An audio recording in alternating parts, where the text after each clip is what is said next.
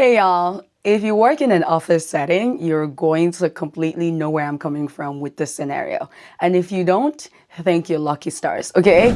Hi, 9 to 5ers. I'm Elizabeth Ajadi, and I am back with the What with Elizabeth scenario for this week. The scenario is you find a passive aggressive note in your office kitchenette about cleaning up after yourself, whether it's personally to somebody or it's just general and they're expecting you to catch your sub.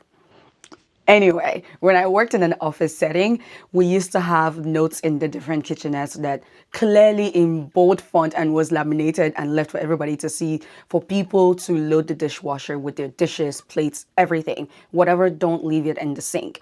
And there were some times when people would just drop their stuff and they had to send an email to remind people to clean up after themselves. Now, let's address the fact that that is bad behavior to begin with. Leave that behavior at home.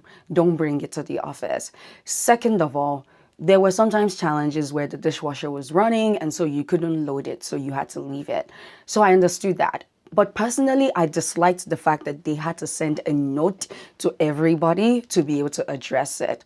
And so I always thought that there was a different way to handle it. We had facility staff, and I feel like they could have just written it in their job description just to handle those things instead of making such a big deal about it where they send their notes, they laminate their notes. It got to the point where we know there are people with bad behavior and they would always do it. And so it actually became a little bit annoying to receive those notes every now and then.